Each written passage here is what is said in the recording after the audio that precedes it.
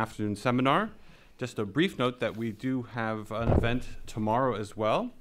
Kate Brown will be here talking about her new book on Plutopia, Nuclear Families, Atomic Cities, and the Great Soviet and American Plutonium Disasters.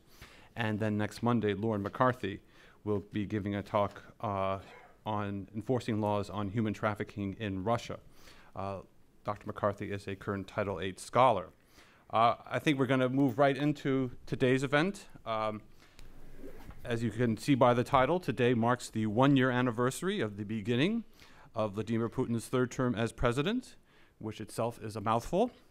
And it's also a rather ambiguous occasion, since although he did not serve as president for the preceding 4 years, it's not as if he actually went away for any great period of time. His return has not been as smooth as many has predicted.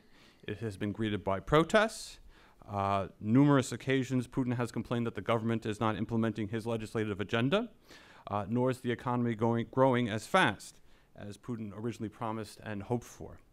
Nevertheless, despite certain social and economic difficulties, Putin has managed to stay on top, at least for the present time politically. He also stands out as the longest-serving political leader amongst the major powers, giving Russia and himself a little bit of added prestige in global affairs. So this one-year anniversary represents a good opportunity to assess where things stand and where Putin is going both nationally and internationally. And in order to address this issue, we have two outstanding scholars to help us understand Putin's options and priorities. We'll begin with Dr. Fiona Hill. She is the director of the Center on the United States and Europe and senior fellow in the Foreign Policy Program at the Brookings Institution.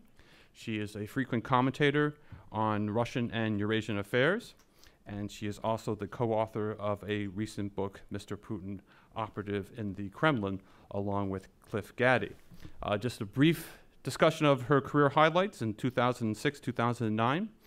Dr. Hill was on leave from Brookings as the National Intelligence Officer for Russia and Eurasia at the National Intelligence Council.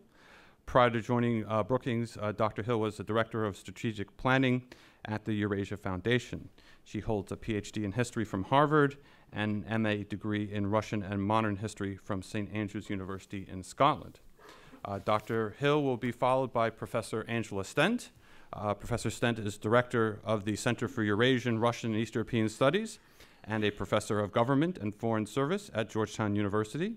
She is also a senior fellow, non-resident, at the Brookings Institution. From 2004 and 2006, she also served as National Intelligence Officer for Russia and Eurasia at the National Intelligence Council. She also served in the Office of Policy Planning at the U.S. State Department. Dr. Stent has numerous publications, often dealing with the political and economic relationships between the United States, Russia, and Europe. She has also served on numerous boards. She received a BA from Cambridge University, a MSc from the London School of Economics, and a PhD in political science from Harvard University as well. So we have not only two outstanding scholars, but a really global perspective today, I think, on where Russia is going. So we'll begin with Fiona. Fiona, the floor is yours. You can probably notice from our biographies that, if this is on, is this on? Yeah. Yeah. There was something of a tandem in our own right. So That's right. I succeeded Angela in one position. We have similar educational backgrounds, and I'll leave you to make of that what you will about the topic of our conversation today. If you want to imagine Angela as Vladimir Putin and me as Dmitry Medvedev, go ahead, and we can have fun with that a little bit later in the Q&A. Angela's now casting rather dark. Looks at me now after that. We can switch, of course. If you're not careful, I'm going to fire you. Exactly. Anyway, we're here to obviously talk about a very serious past year in Russian contemporary politics, and all kudos to Ken and colleagues for thinking about doing this a year out on this rather auspicious date, also which coincides with Secretary Kerrys' first visit in his new capacity to Moscow. I mean, he's there as we speak, and perhaps Angela can make some comments on that. What was significant, perhaps for some of us watching this, was that it seems that Secretary Kerry was kept waiting for about 3 hours or so by Mr. Putin before the meeting, which is standard for the course right now. And I think he was quite lucky, because I think it was Mr. Yanukovych who had a 7-hour wait. And Angela and I have participated in some meetings with Mr. Putin where we've been subjected to the same thing. And the question is, what's the relevance of all this? Well, the relevance is that Putin is pretty much, on the surface, unassailable in the Russian political context, having been now president twice, prime minister once, and now into the presidency for a third term. And it really seems, in many respects, on the surface, that he can call all the shots and keep pretty much everybody waiting. However, as we also know from the events of the last year, things have not been quite so simple. Putin had a much harder time getting back into the presidency for the third time than he anticipated. He saw the rise of a new opposition movement among Russia's prosperous urban elite, and as alluded to in the event information, a whole series of mass election protests in Moscow and other Russian cities, which was something of a shock to the system, including to Putin personally. And of course, we've seen yesterday more protests, perhaps not on the scale of the past, marking the year anniversary of the protests that coincided with Putin's return to the presidency. Now, the first point that I want to make about all this is that this is actually, all these protests, the result of Putin's success as president and prime minister over the last 12 years in office. He's presided, up until now, I would say, over an unprecedented period of prosperity and stability in Russian historical terms. And that period has seen the development and emergence of a new urban middle class. And I know you've had a lot of presentations on that at Kennan recently. It's an urban, largely professional class, which is consumed at the Western and especially the European levels, and is now seeming to demand more Western-style, European-style political rights, which includes making a choice of who should govern the country. And the protests were, of course, triggered by Putin's choice, his own personal choice, so he made it clear to return to the presidency, the decision that he made back in September 2011. And Putin was rather surprised to find that, just like any other long-serving politician anywhere else in the world, he'd been in power somewhat too long for an awful lot of people, and that his political brand had grown stale. I think the question that we have on the table today, and in this sort of setting, is could he possibly revitalise his political brand sufficiently to satisfy the new groups in Russian society? And if we look back over the last year, the reckoning of this first year back in the presidency, he seems to have decided not to even bother. He doesn't seem to be in any mood to reach out to the opposition in terms of finding a new way of dealing with this dynamic in Russian society. Some more points that we should bear in mind about what's happened over the last year is so far that none of the protests and the opposition movements in Russia have been motivated by economics, at least in the sense of some kind of economic grievance. Now, the question is whether that will continue, of course, but all the protests so far have really been mostly about politics. Although economics and the pursuit of modernization of the Russian economy under the Putin-Medvedev tandem from 2008 to 2012 was definitely a motivating factor for the protests. Because we now know quite a lot about the protesters. There's a great deal of information that has been amassed by Levada and many of the Russian polling agencies about their backgrounds, personal preferences, essentially who they were. They were definitely some of the wealthiest or most accomplished people relative to the rest of the Russian population. They're professionals from government agencies, think tanks, Kremlin-sponsored task forces and committees even, not just people from the Russian private sector. And in fact, from within the private sector, many of the people who are out in the streets even work for some of the most prominent companies owned by oligarchs close to the Kremlin. So they're all the kind of people that many of us are sort of familiar with here. And they all seem to have supported Medvedev's more modernizing, open agenda when he was president for the 4 years. So in sum, Medvedev was actually much more influential than most people would give him credit for and would have assumed at the outset of his presidency. While he was there, he offered a more open style of governance, sometimes delivered on it, and there seemed to be the resemblance or the semblance of a more open, pluralistic political system emerging prior to Putin returning. And so those people who supported those developments clearly saw Putin's decision as a retrograde step, even though nobody really doubted that Putin had left the scene in any way, or that they didn't really doubt that Putin was still in charge as prime minister. Now, if we look at then over what's been happening over the past year, we see a real dilemma going forward that feeds into some of the things that Angela is going to talk about from the US and the international perspective. If we really assume that Putin and the Kremlin want to modernize Russia, which has been the working assumption for, I think, most people looking at Russia over the last several years, then it would seem that this swathe of the Russian population that has been caught up in the protest movements and the opposition are the very people that are supposed to move Russia forward, if they're these professional classes, these kind of key strategic thinkers. It's the most advanced part of the Russian population, and Moscow, as the capital, most advanced part of Russia, has become the focal point of this opposition. But given what's happened over the last year, I think we have to really revisit that assumption, and maybe that's something that we can kind of pick up in a discussion. It certainly seems that Putin's current goal is not to modernize Russia if it means losing control and undermining his presidency by making concessions to these new Russian social groups. So why is this the case? And as we've seen, Putin has really focused very heavily on countering the opposition and essentially treating it like a dissident movement that needs to be suppressed, contained, and controlled, if not entirely stamped out. Now, the problem for the US in all of this is, of course, that the opposition groups' profiles, all these people that we've described here, really overlaps with the same groups that we in the United States, think tanks and elsewhere, have really tried to engage with. Because, as I said, many of the oppositions are, our counterparts in Russian think tanks and many other things. There are also the groups, particularly the non-governmental organizations, that the United States government has tried to support, cultivate, and engage with since the collapse of the Soviet Union. Whereas the people who really support Putin today, and he still does have a broad base of popularity, which we should recognize here at the outset, is what we might call the silent majority of the Russian population, the industrial workers, public sector workers, pensioners, and rural residents who depend on state subsidies.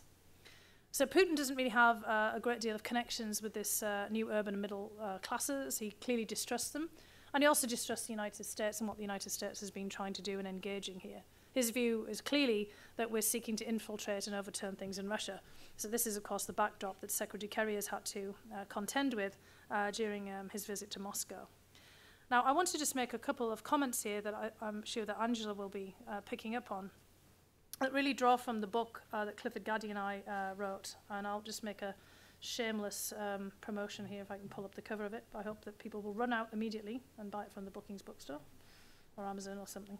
In any case, the book here, Mr. Putin, Operative in the Kremlin, what we do here is we lay out in a sort of a descriptive form. It's a contextual biography to try to explain how Mr. Putin operates and the way that he thinks about domestic politics, as well as some of the implications for his more global perspective, picking up on what we kind of call 6 real identities of Putin, obviously inspired by the fact that Mr. Putin constantly adopts some not so real but very interesting and often very entertaining identities as he tries to mobilize the population in support of many of his policies. Cliff gave a talk on the book here at Kennan a while back, so I won't go into the whole thing again. But Putin's views of domestic politics and the United States are rooted in these different kind of identities, these sort of perceptions of needing to protect the Russian state, his views of Russian history and Russian culture, his views of the way that Russia has always had to withstand attacks from the outside, and then some of his own personal characteristics, not least the fact that for 15 plus years he was an active member of the KGB, the critical time in KGB history of the 1970s and 1980s, when the KGB was also countering the dissident movement inside the Soviet Union. Now, the way that Putin looks at the US from this context, and Angela's going to give you some more detail on this, is it's not just simply a geopolitical rivalry or a struggle for achieving dominance of an economic or political system. His view is the statist view about protecting Russia. For Putin, Russia's always a target. He constantly talks about the double standards that we kind of impose in the West against Russia. And America, as the leader of the West, is obviously then the focal point for having to address this. And this is why, in many respects, he's moved so aggressively to cut off US funding and engagement in Russia over the past year. He genuinely does see this as a threat, even though many of us would really challenge on the surface this. So domestically, as well as internationally, Putin's main goal is of the status, what we call this in the book, restoring and preserving a Russia that restores its own status of a country that is the center of a great world civilization, not just one of the great powers, and of creating a state that can protect the status from all threats, internal as well as external, which is why he's reacting so negatively to the opposition. So Putin is doing everything, in his view, that he deems necessary to protect the state at this point. So just a quick view of some of the threats that Putin sees, which I think will then resonate with what Andrew's going to talk about. The first and most obvious threat that Putin sees is a threat to Russia's territorial integrity. But the second threat, which is where the opposition come in and where the events of the last year or two come in, is threats to Russia's political sovereignty. So Putin firmly believes, and has made this again clear in speeches and just the way that he reacts to things, is that a Russia that's whole territorially but is not fully in command of its own destiny is not the Russia that he wants to see. And without political sovereignty, so basically full control also of its domestic affairs, its territorial integrity is at risk. And Putin firmly believes that only Russians can be trusted to make decisions in Russia's interest. And in this regard, the third threat that Putin often identifies to Russia is to Russia's national identity. Now, that always sounds vague and it sounds almost mystical, but Russians spend an awful lot of time talking about Russia's national identity and Russian identity, and I know lots of people at the Kennan Institute ponder over that as well. But anyway, and I completely support that because it's vital to understand how important this is to Putin and many around him. I mean, this is not just Putin who stresses this all the time, and it's been in full display over the last year. And it's an equally essential element as the first two threats to territorial integrity and political sovereignty in Putin's view. Of course, the threats here are more subtle, and that's where, again, the United States comes in.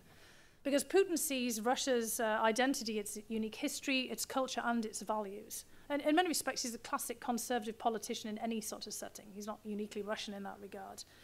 And if these are threatened or undermined, then Russia is not Russia to Putin. So any attempt to impose non-Russian values on Russia is a threat. And especially if those are universal values, as argued by the West in general and the US in particular. So these are by definition anti-Russian. So of course, when we're out promoting democracy, US values, you know, in Putin's view, this is an anti-Russian course that we're taking. So in the world that Putin sees, there's only a handful of truly sovereign nations. He's actually named them now and again. It's usually Russia, the United States, and China now.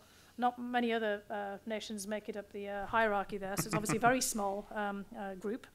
And fewer, in his view, have a true national identity. And Russia, as Putin always expounds, is more than just this. It's more than a nation. It's more than a people. It's more than a state. It's a civilization. It's an alternate pole of attraction. And so the single most important point when we think about Putin and why he's reacting, or has reacted, as he has over the last year, is understanding this goal of making sure that Russia survives as a sovereign state and this larger meta-civilization. This is an absolute for him. So he sees any incursion into this, even what we would see as the most innocuous, as something of a threat. So beyond these broader, higher-level points, there's just a couple of other explanations for Putin's reaction and approach to the Russian domestic opposition movement that I want to highlight that also come out from his basic biography. And specifically from what I alluded to just a few moments ago, from his experience in the KGB as a young officer in the 1970s and 1980s, when Yuri Andropov's KGB was countering the Soviet dissident movement. Another important point to bear in mind is that Putin missed the Perestroika period in Russia because of his service in the KGB. Putin was posted in Dresden from 1985 to 1990. So during the most revolutionary and pluralistic political period under Mikhail Gorbachev, he essentially missed all of the action at home while he was in Dresden, basically, working with the Stasi on various targets in East Germany. And while he was in Dresden in the 80s and that mid part of the 1980s, he also saw East Germany fall apart as a result of a struggle between the hardline regime of Erich Honecker and various liberalizing, or at least would-be liberalizing forces within the East German Communist Party, actually mostly located in Dresden. He saw protests and street violence as a result of all of these upheavals and confrontations inside of East Germany. And as he himself admits, he developed a very dark view of the developments of the period. And when he came back to the Soviet Union after the fall of the Berlin Wall in 1990, he found the USSR in the same death throes, having already lost its dominant position in Eastern Europe. Now, this is a very important part of his biography, and it also explains in many respects why there was such a disjuncture in thinking between Putin and Medvedev, and why Putin may have rolled back many of the things that we saw developing under Medvedev himself. Because Putin has a very dark view of perestroika. He almost never mentions the word, apart from in very negative terms. You remember the recent clash with Mikhail Gorbachev, who dragged himself from his hospital bed to basically register his complaints about how Putin has really rolled back his legacy from the 1980s. He's reacted, Putin, very negatively to the revival of these debates during the Medvedev presidency and to Medvedev's more favorable references to the concept. Medvedev actually used the idea of a new Perestroika during his presidency, so an anathema to Putin.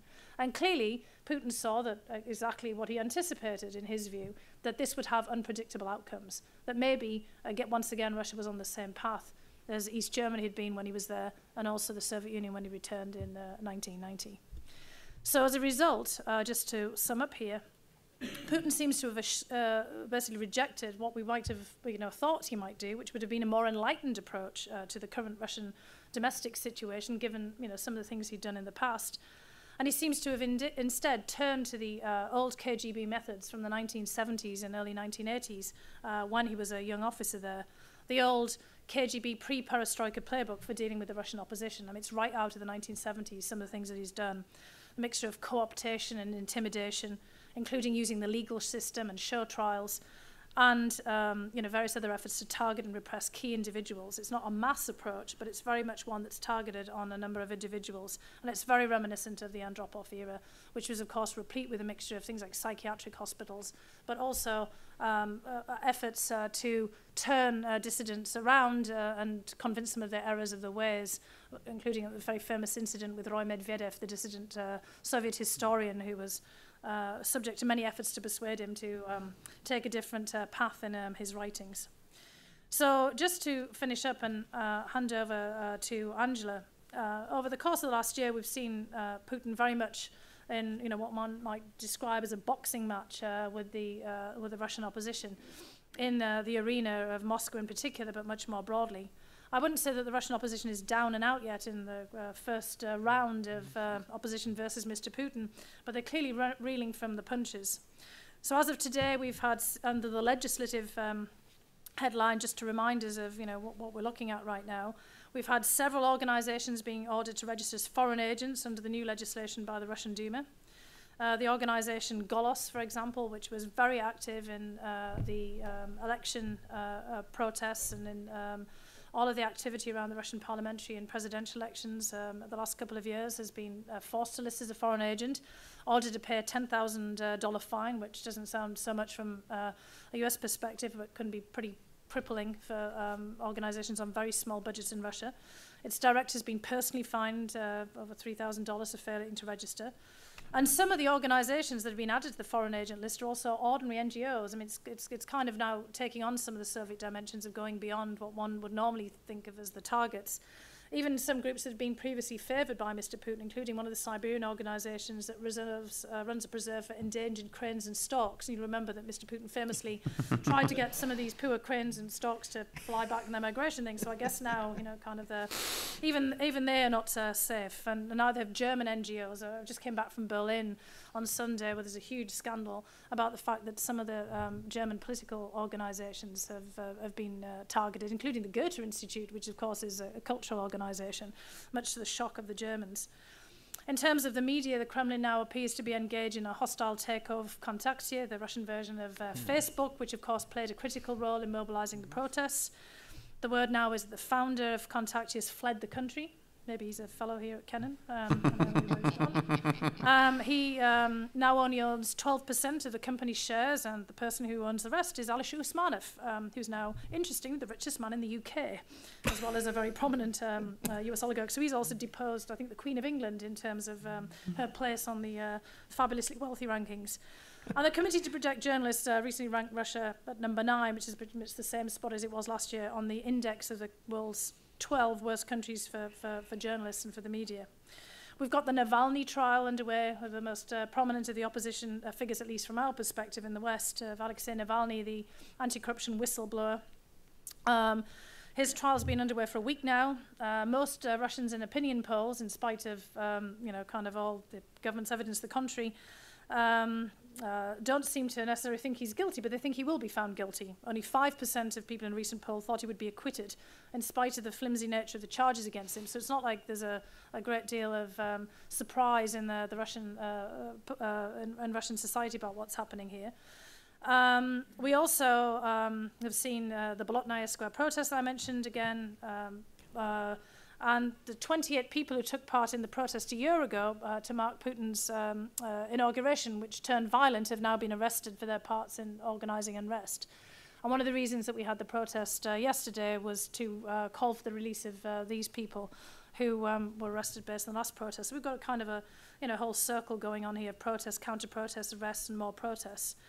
We have, of course, the ongoing saga of Pussy Riot, the previously obscure female Russian punk group, probably the most famous punk group now in the world, even ousting the Sex Pistols, which most of you in the audience probably don't remember anyway, but I do, coming from the UK.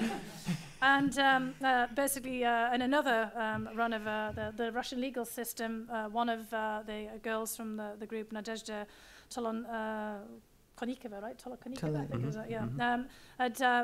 had a parole hearing, and of course she's been denied parole, but she's been denied for some very interesting reasons, not legal reasons really, but because she's been unwilling to repent and has been insensitive to ethics.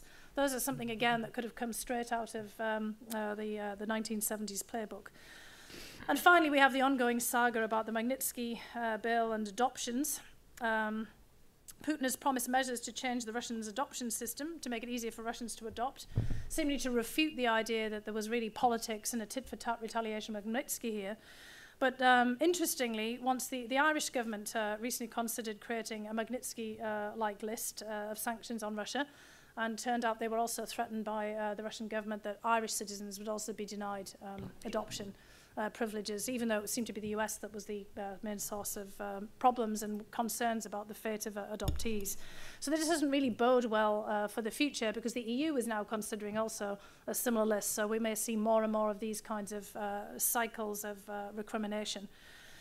There are still some glimmers of resistance, nonetheless, and I think when we look ahead, Putin's really got his year cut out for him for this year too. One recent signal, for example, the May Day rally in support of Putin this year was smaller by about 60,000 people, according to some of the calculations, than last year's. So we're still, the opposition is still in the game. They're perhaps heading towards the floor here in the ring.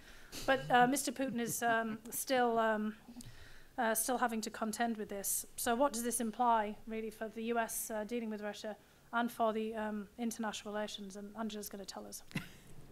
Thank you very much for that segue, Fiona, and I recommend you all to read her book.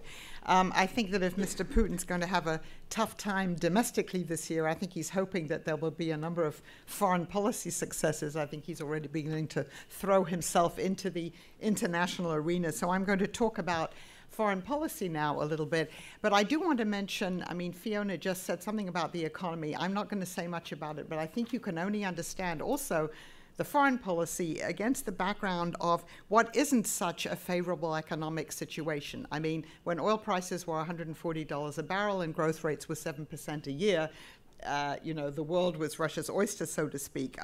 Falling growth rates this year, I mean, they're still pretty respectable if you look at Europe or the United States. Social policy choices, very tough. Pension reform, there are all kinds of social reforms and economic reforms that have to be done that haven't been done. It's fine to blame the government, and I think Putin, you were saying yesterday in the press conferences, blame the government again. That's a good old Soviet and Tsarist tactic. What are my ministers doing? But he's blaming them, but it's still a major problem. There's uncertainty about the future price of oil. Who knows? And there's falling demand for Russian energy in Europe. Not so much in Asia, but the economic situation within Russia and around Russia is also not that favorable, and the worse things get for the EU, the worse it also is for Russia, because the EU is such an important trading partner, and we've seen also with what happened in Cyprus that, you know, that was also a wake-up call for some of these wealthy Russians who put their money there. I agree with Fiona that I don't think Putin wants to modernize, and I'm not even going to go back to Andropov. I think I'll go back to Brezhnev.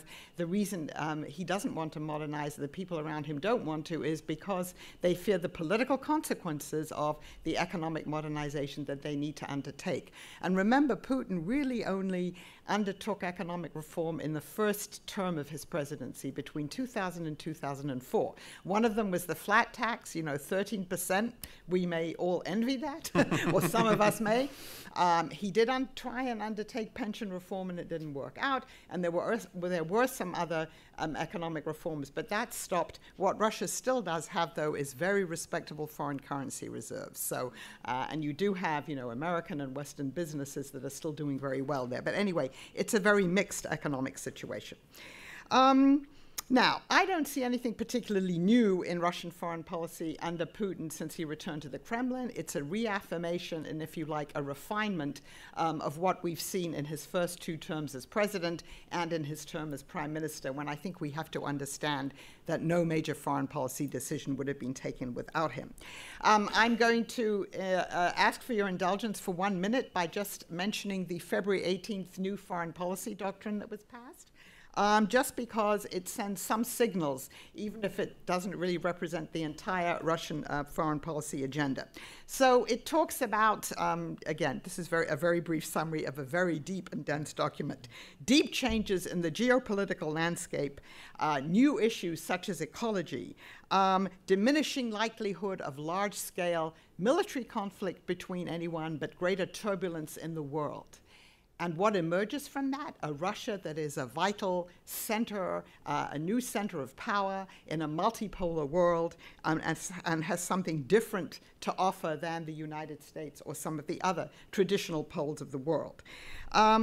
Again, this doctrine highlights the central role of the United Nations in the 21st century, again, because for Russia, its role on the United Nations Security Council is key. Again, highlights this. Nothing should be done without UN permission. And then when it comes to Russia's priorities, and these aren't that different from previous doctrines, but the accents have changed. The CIS is the main priority, and particularly the Eurasian Economic Union, and we can talk about that more in the question and answer if you want to. Ukraine is singled out as the key country in all of this, and the desire to normalize relations with Georgia. Europe is the second priority. And again, I'll get into that a little bit more, followed by the United States. We are the third priority.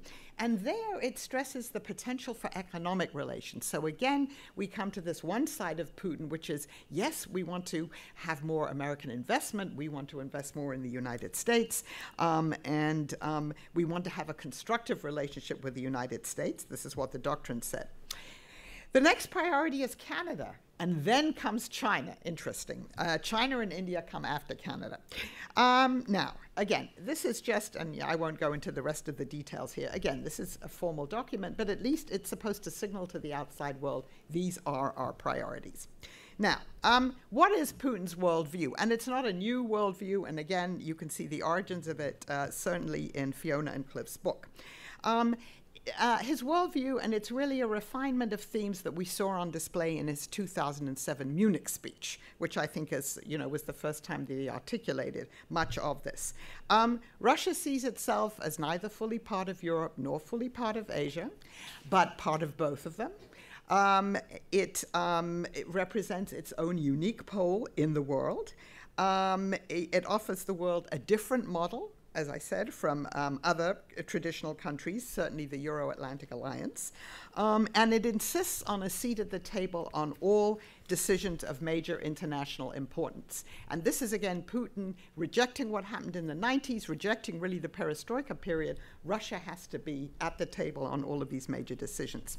So I think there is no Putin 2.0. I think what we have maybe is a Putin 1+, certainly in terms of foreign policy, again, reaffirming certain themes. And it's a pretty kind of dim worldview, I think, that Putin and those around him have. It's a Hobbesian worldview. It's one where unimpeachable state sovereignty and realpolitik form the core of a dialectical world in which it's us versus them. And I agree with Fiona, sovereignty, both domestically and then in terms of foreign policy, is key. And interestingly, in my recollection, Fiona, when Putin talked about there are only a few sovereign states, he did not include the United States, because we're part of an entangling alliance system, and we have to listen to what the Europeans or the Japanese or who other allies say, or at least pretend to listen, whereas Russia doesn't have to, because it has no entangling alliance system.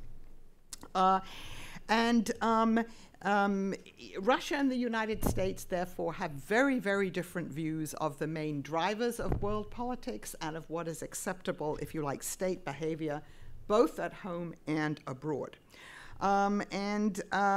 Even though, of course, we do share common threats and several shared interests that I will mention briefly.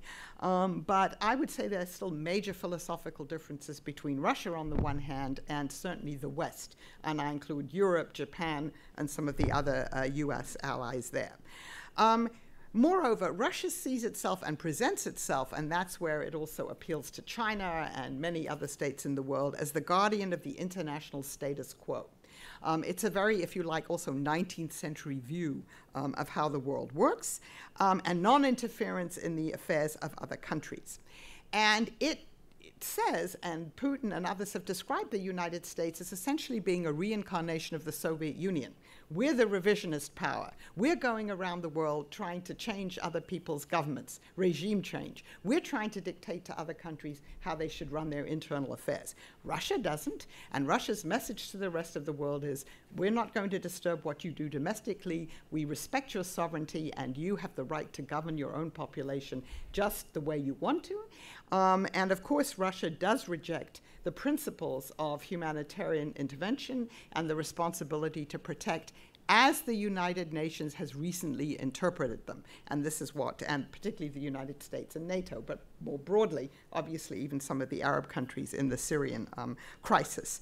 And again, if you go back and you read, and again, I take these words seriously, you listen to what President Obama said in his second inaugural address. He has recommitted to the United States to promoting democracy and freedom internationally. And he said that very, very clearly, and that is, of course, goes against everything that Putin and those around him say that they believe in.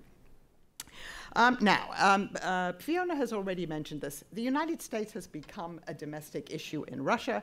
It's become an issue in domestic politics since you get the beginning of the protest movements in 2011, the protest movement of the young, educated, affluent, etc. people, the success stories, if you like, of Putin's first 2 terms in office.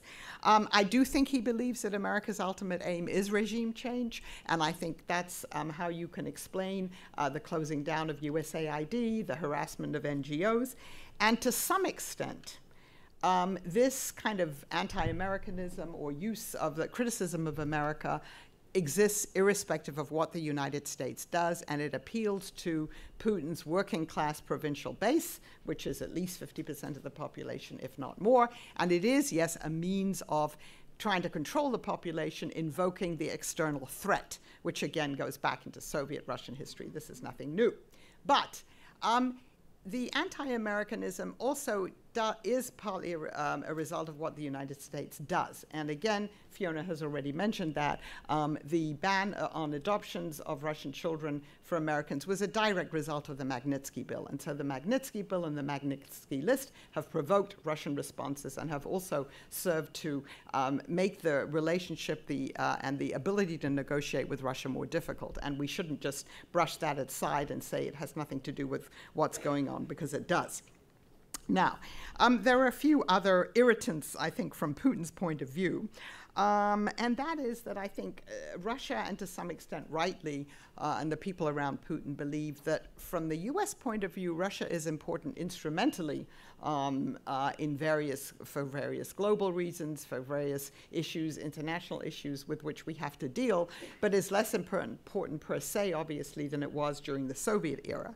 And the other thing, I think, if you look at just compare the 2 presidential election campaigns, the United States played a major role in Putin's own re-election campaign. Again, the criticism of Hillary Clinton and the United States trying to unseat the Russian government and paying the demonstrators on the Bolotnaya. And if you think back, Russia really only appeared once in our own presidential campaign, and that was when candidate Governor Mitt Romney said his admonition to the Obama camp that Russia represented the United States' #1 geopolitical foe, which must have made them quite happy, I think, in the Kremlin, because it fights every cause for the world's worst actors. All right. Now, having said all that, I think that there is room, and now I'm coming on to sort of what do we see in the year ahead. I think there is room for movement in the U.S.-Russian relationship. I think we've seen some willingness even on Putin's part, even if he kept Secretary Kerry waiting for 3 hours, which is the norm.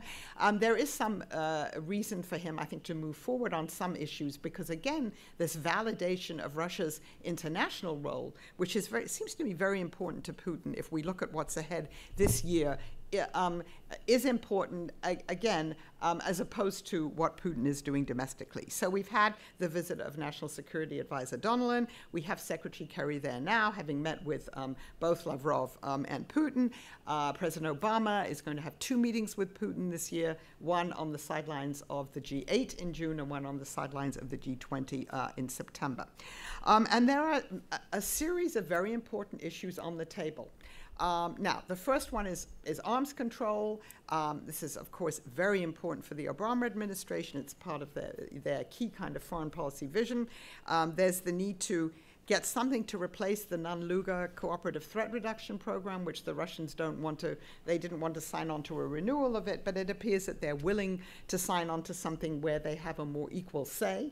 And as an aside, if you go back and you look at how non-Luga was done 20 years ago and what an achievement that was, working with Russia and the other states of Eurasia, and you realize that would be impossible in today's situation in the United States to get such a bipartisan agreement done. But fortunately, it was done then. And there will be some follow-on. And then there may be further arms control. At least the Obama administration would like that, both in terms of strategic and tactical weapons. It's unclear how much the Russian side wants it. Missile defense. With the abandonment of phase 4 of the phased adaptive approach, it's now become easier, at least, to talk about this with Russia. And Dmitry Rogozin, in a rather interesting speech, which you can watch on YouTube, in London 2 weeks ago, said, oh, no, we're not worried about missile defense. And after all, he's been one of the big hawks on this. And he said, it's nothing for us. It's a bluff.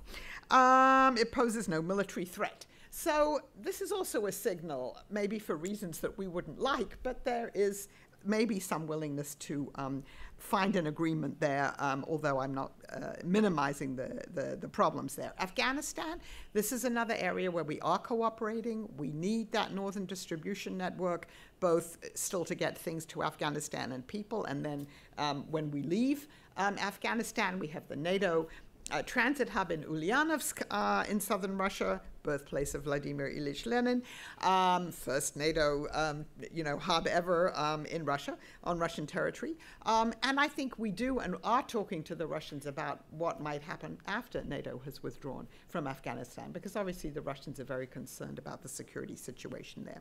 Syria, this is obviously the key issue that Kerry is now or has been discussing today in Moscow.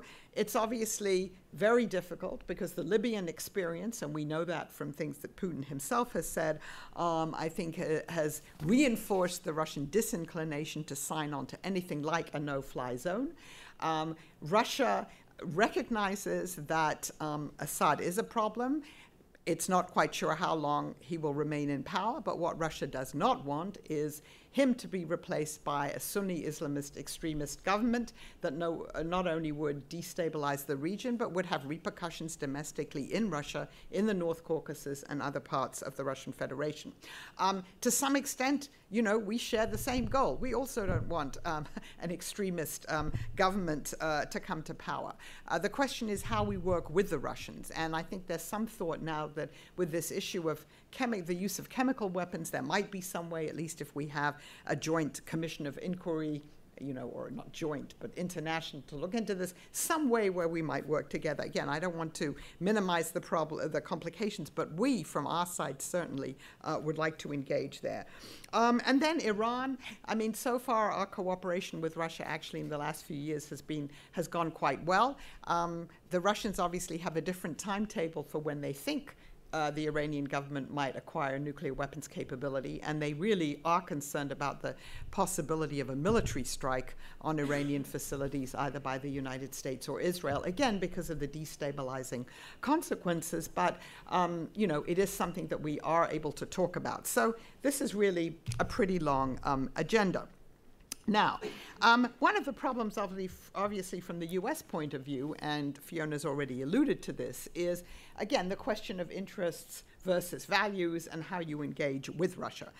If you look at the response to the Boston bombings, on the one hand, you've had American officials and Russian officials saying this represents a great opportunity for us to renew and intensify our counterterrorism cooperation, and that is another thing I'm sure that Secretary Kerry will have discussed today, because we face common threats. On the other hand, you obviously have people in this country and some people in Russia who say that by cooperating with Russia in terms of, what's terrorism that emanates from the North Caucasus and then from other parts of the world, one is buying into the Russian narrative about this. This is a contentious subject within the United States. It's also a contentious subject within Russia, but it does also represent a potential point of cooperation and agreement. So again, this is a big agenda, so we have much to work on with Russia during this next year. I'm going to say just a few things about other areas in terms of Putin's agenda for this year. Let me come back to the Eurasian Economic Union for a moment, the post-Soviet space. The key issue this year is going to be Ukraine. If Ukraine is offered an association agreement by the European Union, that would more or less, I would say, guarantee that at the moment it certainly wouldn't sign on to become a member of the Eurasian Economic Union.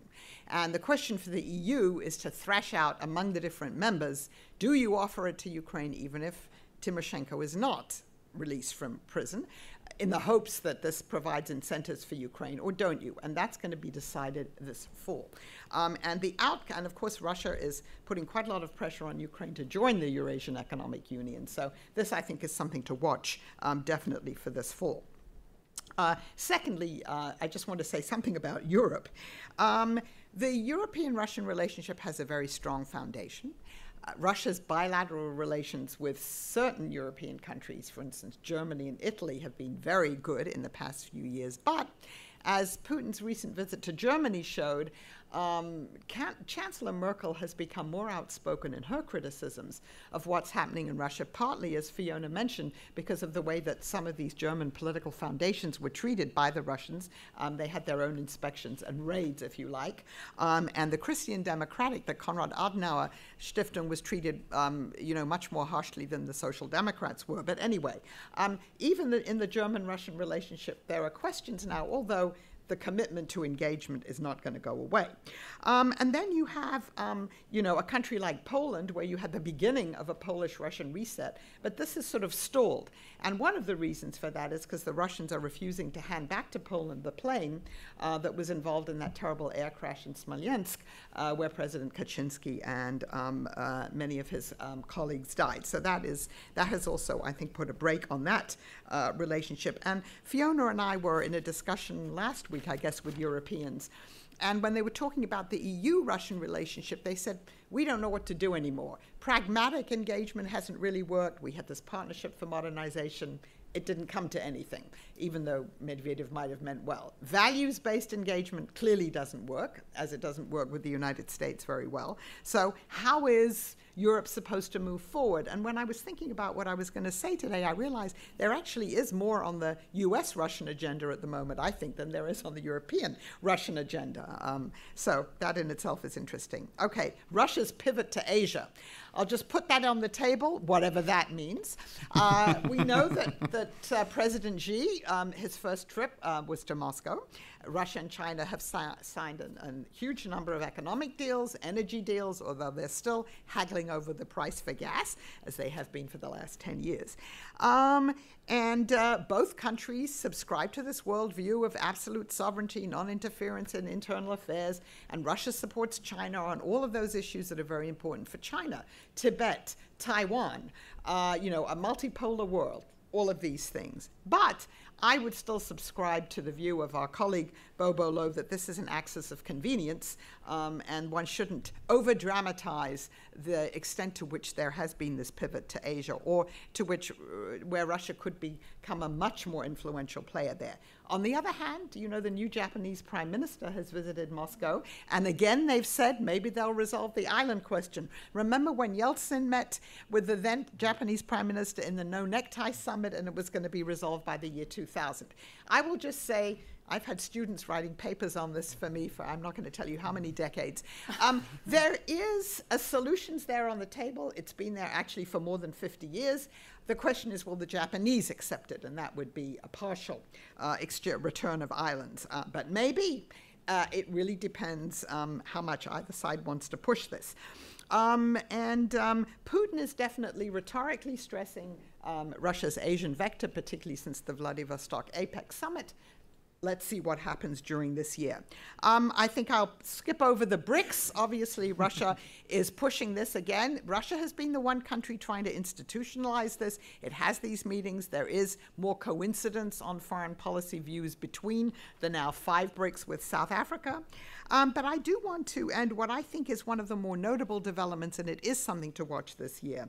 And that's Russia's, if you like, growing institutional role in a system of sort of various organizations that we mention when we talk about global governance. And I know it might sound like an oxymoron to talk about Russia as kind of a leading country in issues of global governance, but if you look at it, it has the presidency of the G20 this year. And for Russia, the G20 is more important than the G8 because it actually has more clout there, even if the G8 is a club of the more select countries. And that's, of course, going to be in St. Petersburg. And then next year, it's going to have the presidency of the G8, 2014, the second time in less than a decade that it's had that presidency. You can question, well, what comes out of all these meetings? And the Russian commentariat is sometimes skeptical about that. But still, it affords Russia, you know, a major role in terms of its, you know, global visibility. And so the very final point is Sochi 2014. This has been a focus of Putin's, you know, it's been his pet project since he was able to win those games in 2014. Russia's going to be showcased as having finally come back to the table instead of in being a global sports power, as it was, of course, during the Soviet Union, and then hasn't been for the last 20 years. Its prestige is on the line. Is it going to be able to complete a state-of-the-art Olympic village in, you know, what I think we have to agree is a corner of Russia that borders on one of the most dangerous neighborhoods in that part of the world? And is it going to be able to provide security for the athletes and the spectators? If Russia comes through this with flying colors, or not even flying colors, but at least reasonable colors, that will again be a feather in Russia's cap, and Russia will appear to be, again, a country with growing international clout. And the very final point is that Russia sees itself as playing this growing international role in these different structures at a time when it believes the United States and Europe are in decline. Asia is on the rise, and Russia would like to sort of bandwagon and be part of that Asian rise, although I'm not sure whether that's possible. Right, I'll end there. Thank you very much, Angela. Before I open it, just I'll throw out two questions, one to Fiona and one to Angela. To Fiona, you've written on several occasions about the role models that Mr. Putin has, and has always highlighted the role of Stolypin, and that he has been kind of perceived as a modernizer in the Stolypin vein, or Putin has seen himself as that. If indeed he's now dropped the modernizing part, who is his historical role model now? Who is he turning to as an example that he thinks that what type of role model does he see? And for Angela, I just want to follow up on that last point about global governance. It seems like every time Russia joins an international organization, the first thing it says is, now that I'm a member, we need to change the rules. And I'm just curious if you could kind of describe in more detail what a country with a 19th century realpolitik attitude is really going to contribute to global governance in the 21st century. So. Yeah, thanks very much. Well, Stolypin still hangs out there as something of a role model. I mean, there was a recent inauguration of a statue of Stolypin. Obviously, he made the announcement that he was going to return to the presidency on the 100th anniversary of Stolypin's assassination. But interestingly, I don't know whether anybody else was following this, but obviously, given my background, I was quite intrigued by Putin's comments on Margaret Thatcher, her recent, kind of his sort of mini obituary of Margaret Thatcher. And I'm not necessarily saying that Margaret Thatcher is a role model, but if you kind of look at, kind of who might Putin be the political love child of, I would actually argue, and I'm just going to cause a complete crisis here. I'm going to do it. I think he's the political love child of Dick Cheney and Margaret Thatcher. And you can all make of that what you will. What I mean by that, so just in case there's anybody now I'm going to get beaten up by Republicans of all different stripes, is Dick Cheney knew how to work the system in a very effective way. Mr. Putin knows how to work his system. He's a very disciplined political figure in that regard. He also doesn't care too much about what people think of him. Apart from on the popular level, of course, he cares very much about his popularity, but he doesn't go out there on the international stage or even, kind of in domestic politics to make friends. And I mean, I think one could actually say the same about both Cheney and Thatcher in that regard. They have very firm views, they asserted them, and strong views about what should happen. One would argue that Margaret Thatcher, had a broad-ranging view of reform. It's actually not that dissimilar in many respects to what Putin said he was going to do when he first set off in the presidency in 1999-2000. It was interesting about what he said about Thatcher was that she was somebody who just took the tough decisions, no matter what and what criticism. Now, I'm sure, however, that he wouldn't like to have Margaret Thatcher's demise, which, of course, was a party coup, to oust her when she seemed to become a liability to the party.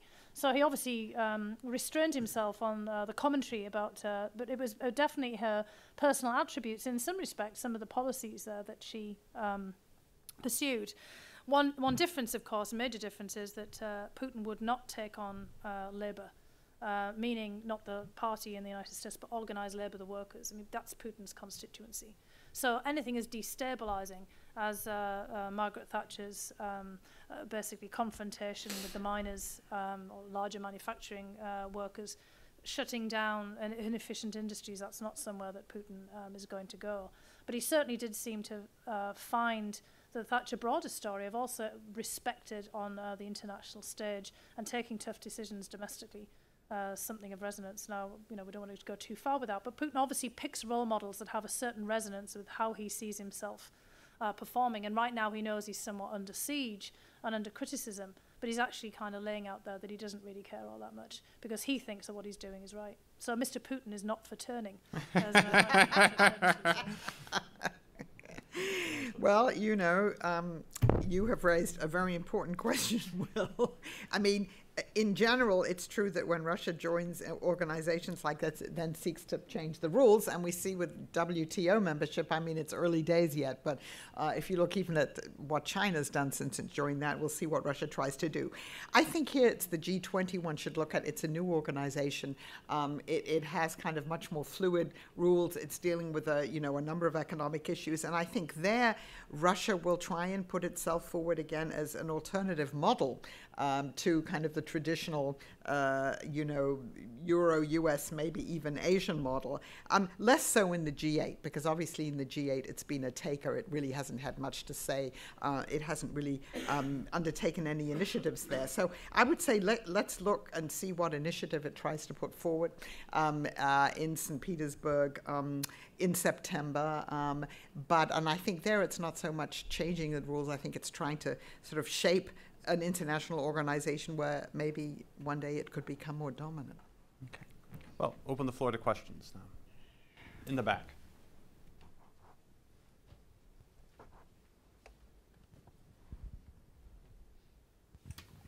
Thank you. My name is David Nikoradze. I represent Georgian television station Rustavich in Washington, D.C.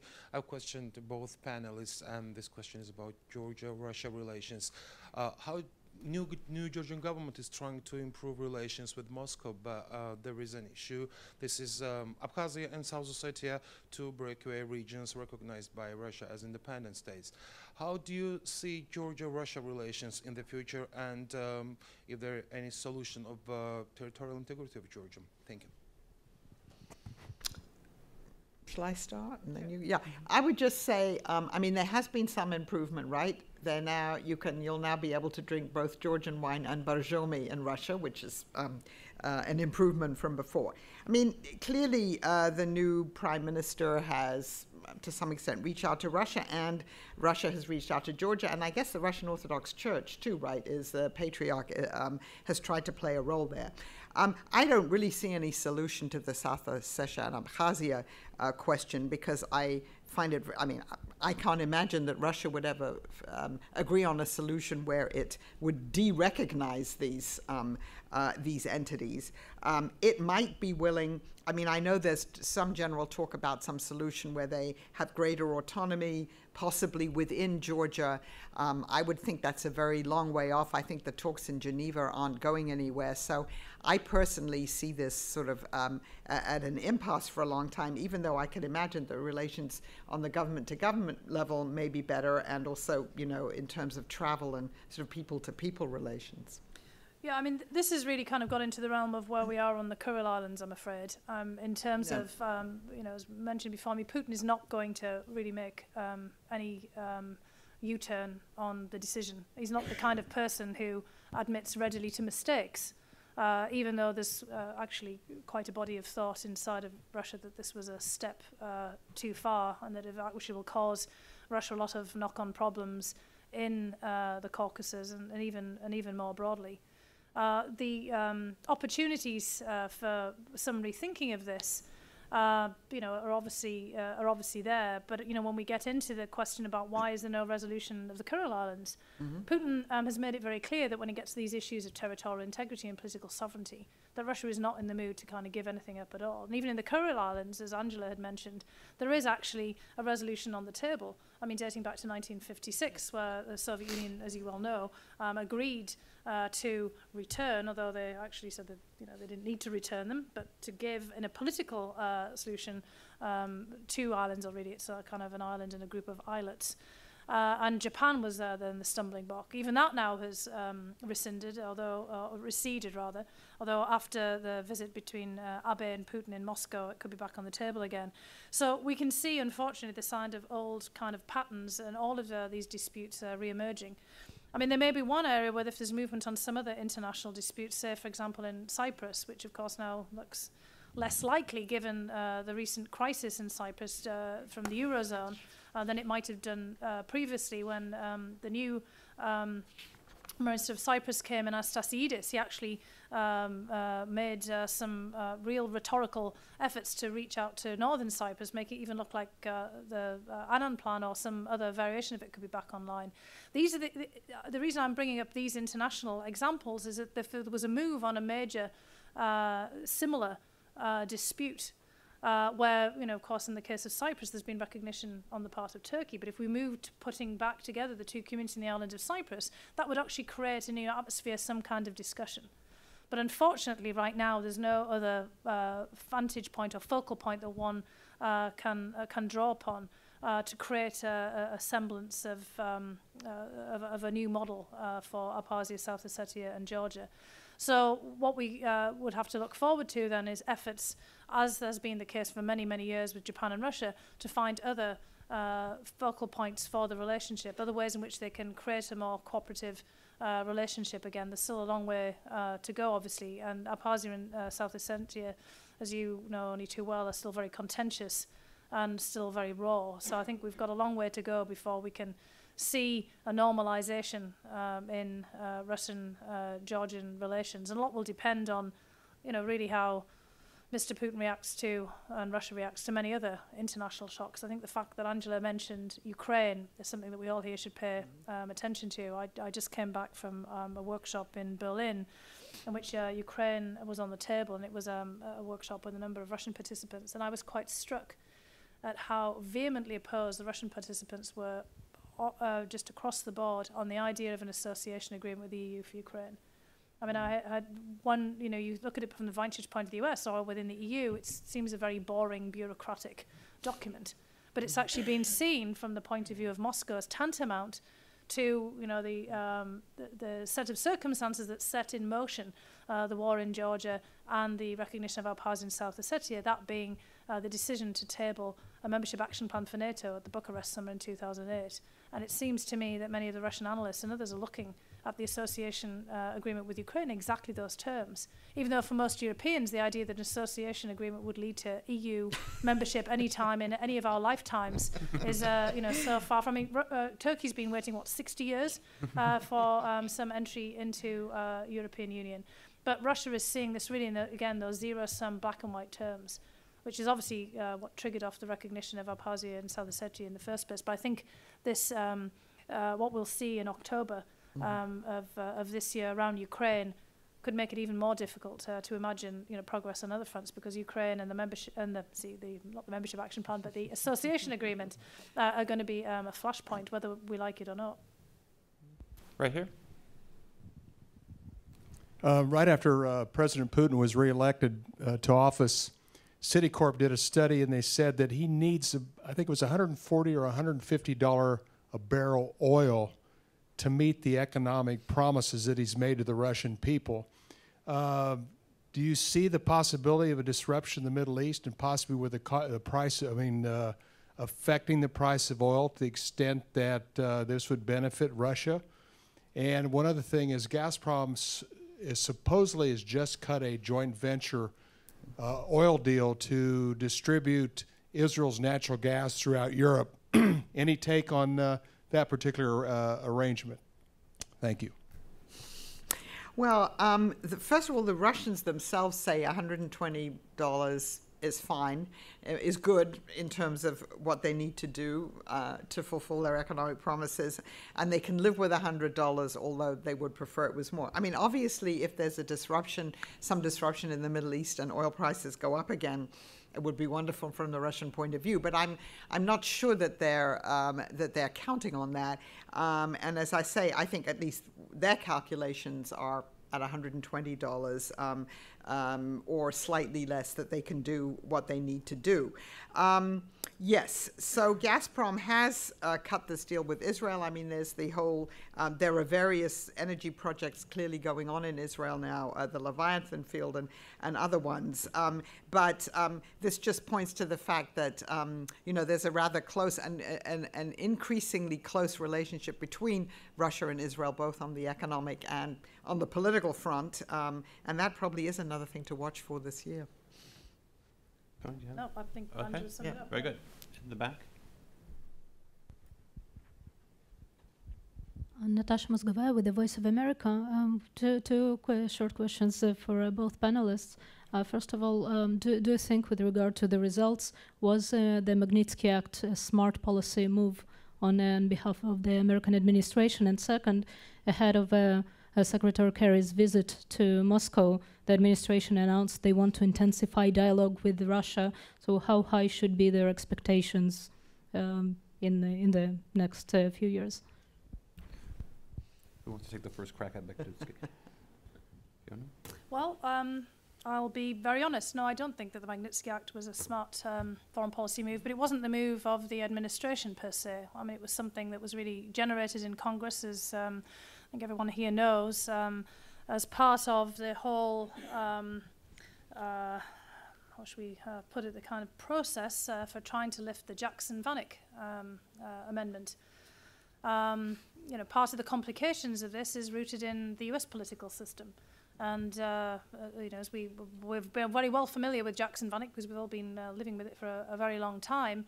And it really ultimately got down to the debate between Congress and the executive body about who has the ultimate authority over trade policy, as well as obviously all the concerns that have been registered, and justifiably so, about human rights violations in Russia, and a way of, from the Congress's point of view, still having some kind of leverage in both fronts, both on trade policy but against the White House more so than just about Russia. I'll just say that when I was on loan to the US government, I once took part in a briefing in which I was supposed to be giving the briefing about why Jackson Vanik ought to be lifted, and I was pretty much told by congressional counterparts that my briefing was off the mark because Jackson Vanik at this point had nothing to do with Russia and more to do with trade, and that was actually was told this by a couple of Congress people. So that kind of sums up really the position of where the Congress was on that topic.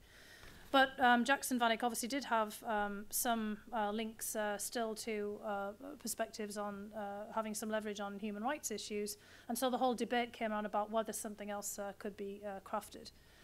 Now, you know, as we now know, of course, and I think one could have made the argument, and many of us actually did at the time, that there would be a disproportionate reaction from the point of the Russian government that would probably undercut this legislation. There were many people who pointed this out, and unfortunately this is exactly what came about.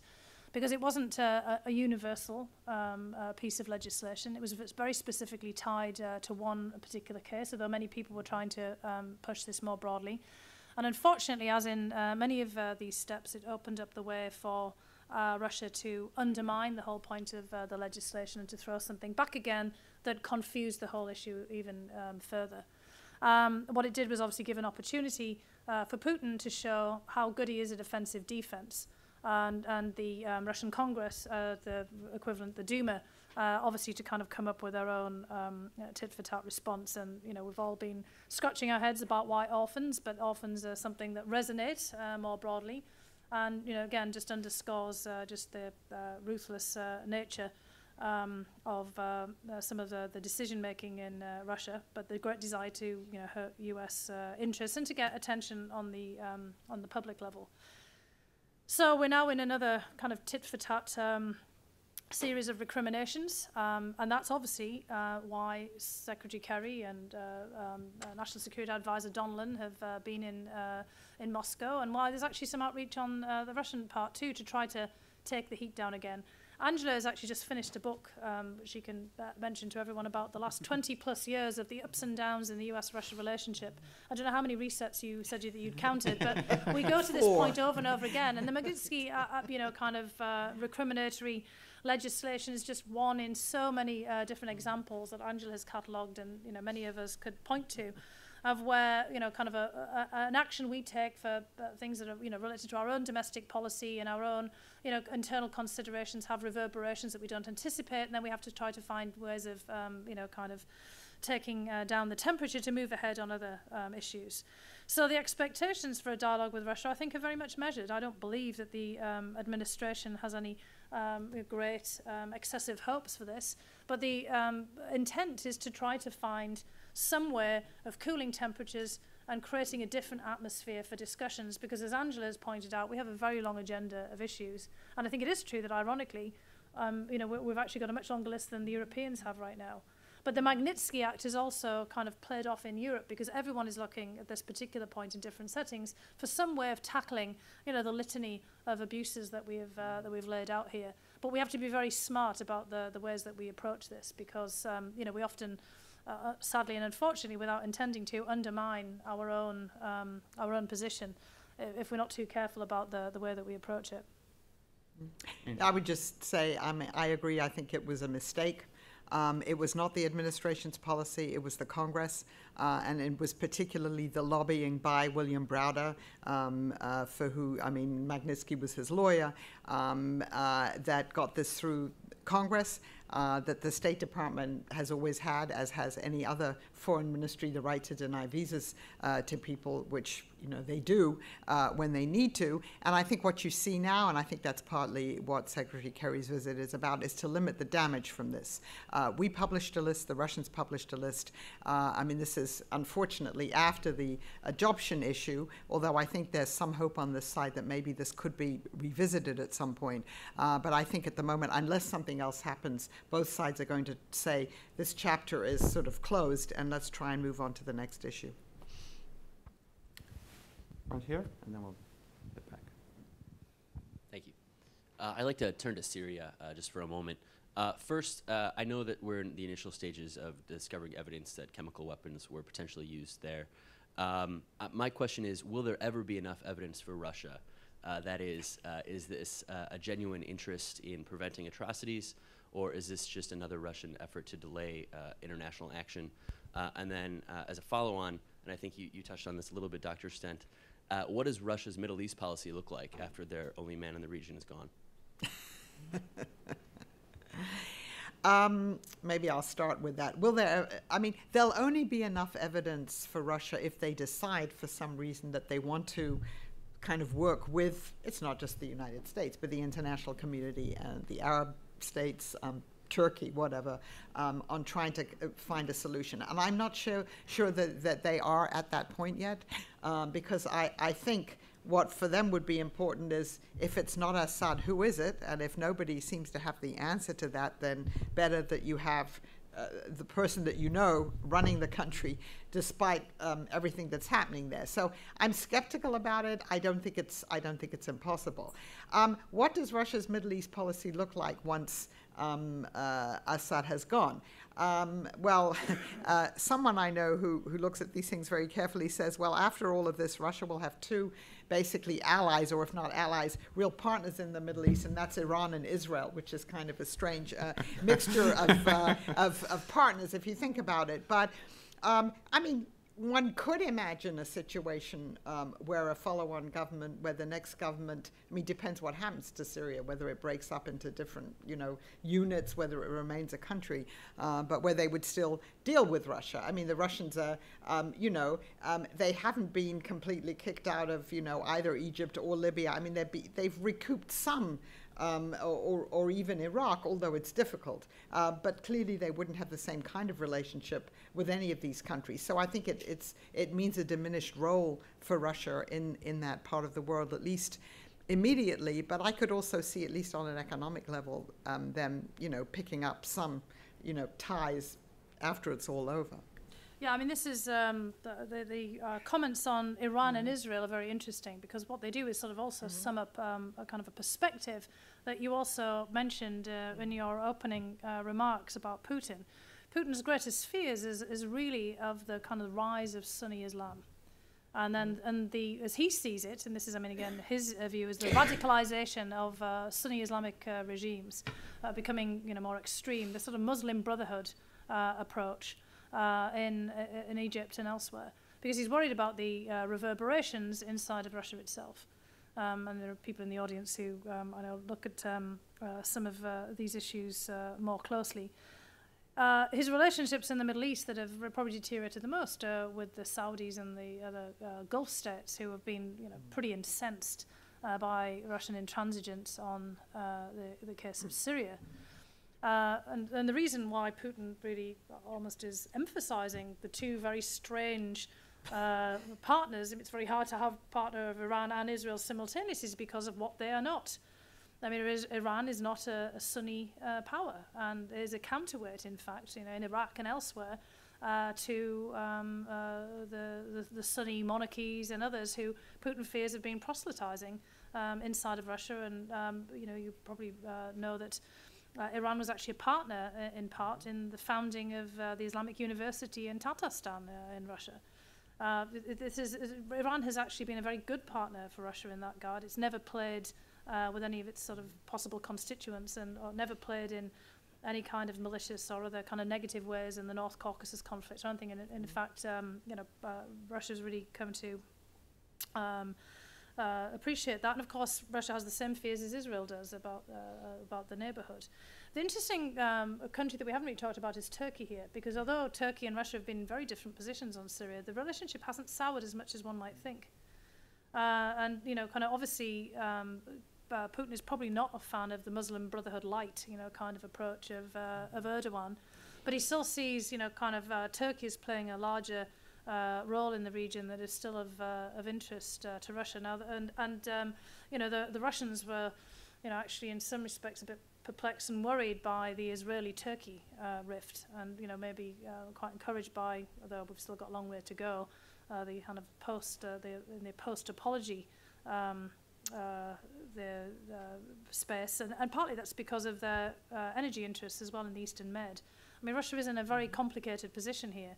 I mean, they're working with the Israelis. They've obviously got this large stake in Cyprus. And Turkey was threatening, in many respects, to upend all of this because of the standoff, not just over Cyprus, but with Israel over the Mavi Marmara incident.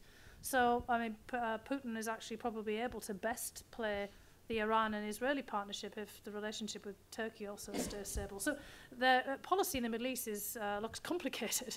I mean, I don't envy, the Russian Foreign Ministry of trying to make sense of this one and how you explain that on a kind of a strategic level. Iran on one side, Israel on the other, and then dance with Turkey in the middle. We're coming to an end, so we're going to take two. Well, here, do you still have your hand? Okay, there it is. Okay, right here. Hi, Angela. Hi, Fiona.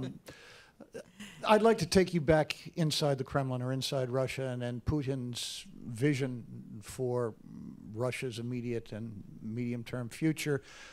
You talked about the dilemma of modernization or political stability, political control. I wonder, one of Putin's other idols or other historical figures he looks to is Yuri Andropov. But not the Yuri Andropov necessarily who was head of the KGB, but who was a Central Committee department head and then general secretary, and assembled around him a number of people who realized that the Soviet system wasn't working and needed to be changed, but sought to, in the brief time he had, to change it through a means of rigorous control from above and discipline rather than opening up. I wonder, one might argue that Putin rejects the Western model in many cases, including the one that many of us apply, that in order to effect economic and social change, inevitably one gets to also a kind of political liberalization, and that he believes that the latter part does not necessarily have to go with the former. The question goes, he's getting a lot of advice, not from protesters that he sees as Western-inspired, mistaken, but recently there's been a lot of stuff coming from inside. I'm thinking of think tanks that are relatively close to the Kremlin. They're sponsored by Medvedev's think tanks, Mikhail Dmitriev, Alexei Kudrin, and the reports that come out of these are really, for the current Kremlin, apocalyptic, talking about the regimes not surviving past 2014, 2015, unless significant change, including political change, is effected. And these are not wild-eyed guys that are talking about Russia, Russia без Putina and other things, but some, in the case of somebody like Kudrin, with whom he's worked closely. And watching him, watching his performance, one knows that he's an intelligent, capable guy. What is your take on how he is receiving this? What effect such counsel from circles that are, if not the inner circle, at least closer, certainly not from the people on the street that he rejects. What is the likely effect on him? Will it have any effect? And what might be the likely effect on Russia's leadership and political system and direction? I think that, well, you've just hit on very eloquently the huge question of Mr. Putin's times and our times. He can't really ignore these kinds of reports, although we don't really know, whether he bothers to read them. He cannot be, completely unaware of them. And in many respects, he's in the Yuri Andropov dilemma.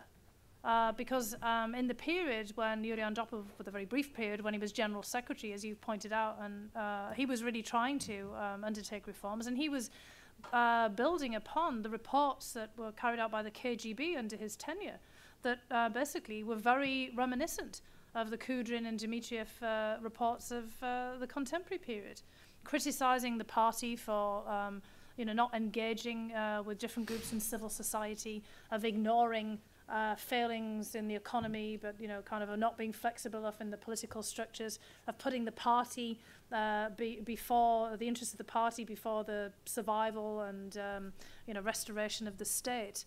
So in a way, he's gone in a sort of time warp in many respects, back to that kind of period pre-Gorbachev. We know that he's been very critical of how Gorbachev then tried to carry out the Andropov reforms.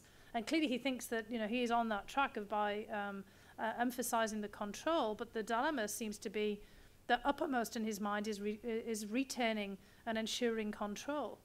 And it's Kudrin and everyone else is saying, you know, you've got to give a bit here. And, you know, one might suppose that perhaps, you know, once he feels that he's picked off Navalny and some of these other, you know, critical individuals, and he's kind of got the opposition back in the corner of the ring again, that he might feel that he can give a little. But the signs are not really pointing so well in that direction because of, you know, this turbulence externally that we've talked about here. I mean, I think Putin is trapped right now in something of a dilemma, that the larger geoeconomic, you know, kind of larger conditions are not really there for tinkering with the system, just as they weren't in the Gorbachev period. Now they seem to be in that period between 2004 2008, because when we get back, you know, to the question that was about the oil price, you know, in the period when Putin decided to go with a kindler, gentler version of himself with Dmitry Medvedev as the president, oil prices went up to $150 a barrel. And it was in the period when Putin decides that he's going to come back into the presidency again, when they've kind of gone down in the other sort of direction. So he has less money to play with and less leverage within the system. So I don't think that actually bodes well for the future.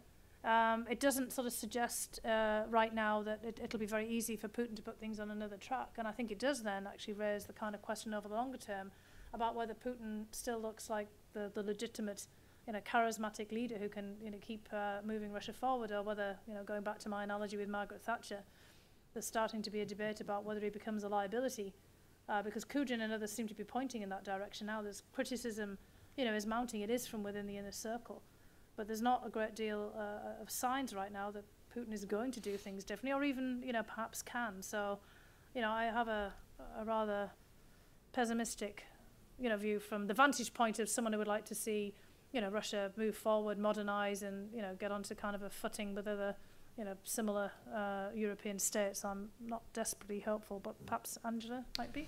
No, I would just say you're a historian of Russia, Bill. I mean, it's the age-old question. Can you have economic modernization without political modernization? And in the Russian context, we have several answers to that.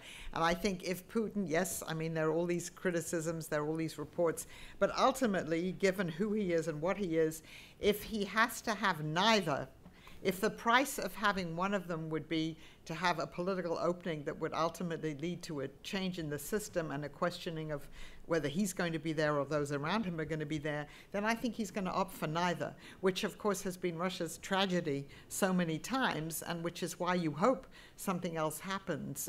You know, to quote Victor Chernomyrdin, you know, we hope for something better, and let's hope it doesn't turn out like it always was. Well, at least we'll end on hope. Thank you so much, Fiona and Angela, for your presentations. Thank you so much for coming, and we look forward to you at future Kennan Institute events. Yeah, thanks for all the great questions. Thanks. That was a good discussion. Thank you.